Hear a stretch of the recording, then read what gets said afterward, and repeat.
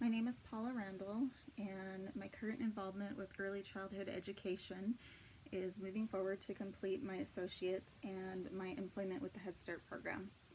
As far as the next question of what I'm feeling and expecting about preventing infections, specifically COVID-19, I'm not looking forward to wearing masks all day in the classroom, mostly because I'm experiencing some residual acne.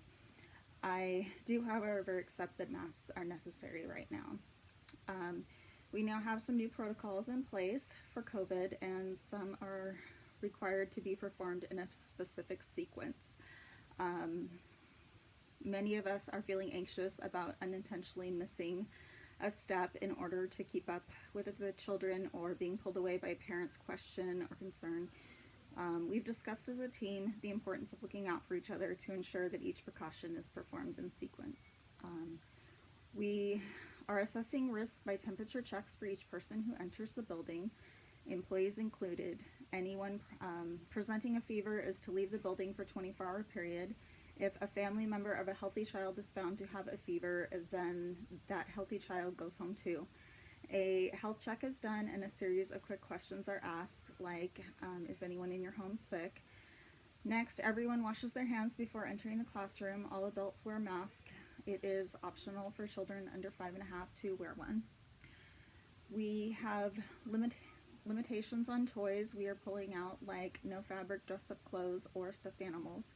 Toys are put away after one use and sanitized before being used again. Frequently, hand washing is done throughout the day, and some changes have been made to meal times and snacks.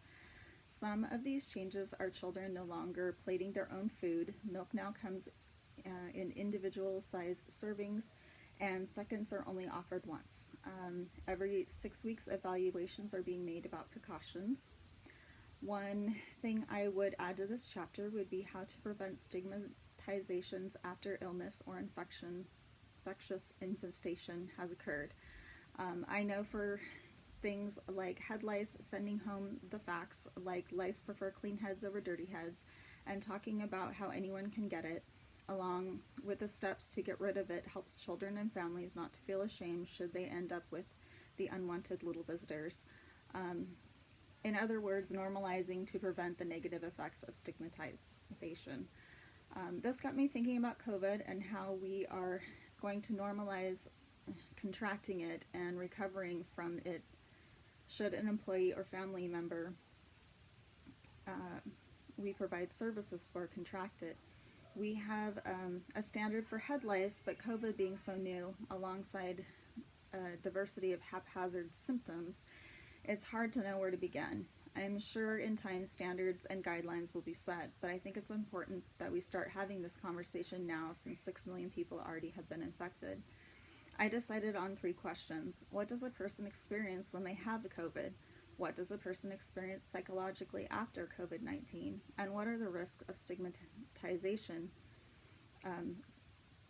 with COVID-19? I found 3 helpful articles that I felt were relevant to start the conversation about the aftermath of having COVID.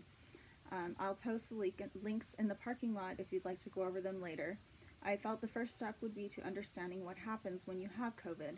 I thought an article posted in the U.S. News and World Report written by Lisa is Postita on March 31st, 2020, titled Coronavirus Recovery, What to Know, helped us understand the basic needs to understand what it is for a person who has COVID might be experiencing. The article gave clear insight into both expected symptoms and where you would most likely convalesce based on those symptoms, such as home for mild symptoms. It gave some directives as to what symptoms you would go to the hospital for and the types of treatment you might receive at the hospital based on your symptoms. The next article I found was posted in the World Economic Forum and was written by Jordy Sales on March 20th, 2020. Its title was What Happens After You Recover from COVID. I believe this article addressed the psychological aftermath experience of having contracted COVID-19 and physically recovering. It gives perspective based on being stigmatized and feeling dirty from the perspective of survivors.